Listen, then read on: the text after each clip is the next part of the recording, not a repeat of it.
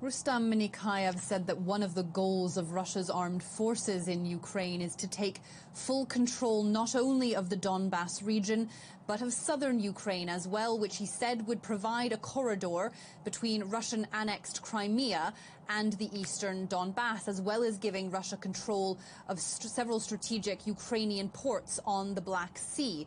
But he then went further and said that would also give Russia a way out to Transnistria, a breakaway region of Moldova, another former Soviet country, and one that borders Ukraine. Minikayev said that the Russian-speaking population of Transnistria is being oppressed. Russia has used a similar justification for its so-called special military operation in Ukraine, as the Kremlin insists that we call it, saying that Russian forces are there to protect Russian speakers in eastern Ukraine.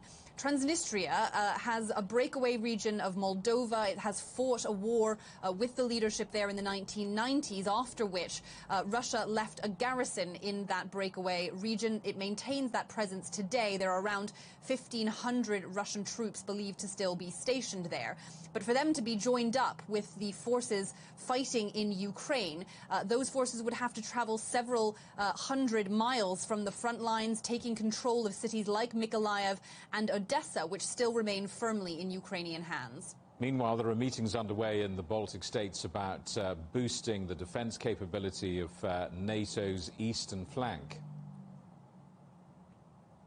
The Baltic leaders have been meeting to discuss ways that they can reduce energy dependence on Russia, as well as bolstering their defenses against their neighbor. Of course, Latvia, Lithuania and Estonia were all Soviet republics during the Soviet era. They are now all NATO members, but they believe that they are still under threat from Russia.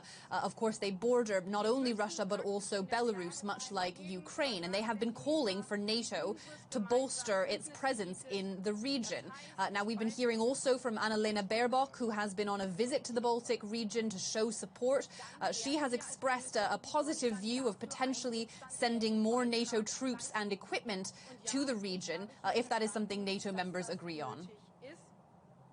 If NATO decides that the brigade presence should be increased, that NATO's presence should be increased to brigade strength, then we, as the Federal Republic of Germany, will make a substantial contribution towards this.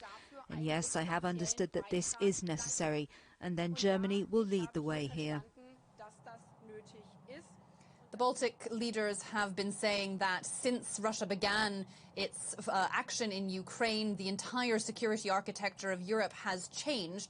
Moscow denies that the Baltics are under any kind of threat, and indeed would take a very dim view if there were more NATO troops sent to that region. Moscow has spoken out against the expansion of NATO, against the bolstering of its presence on Russia's border, and that is something that Russian officials say is a direct threat to Moscow itself. Julia, thanks for that. Julia Chapman, our correspondent in Moscow.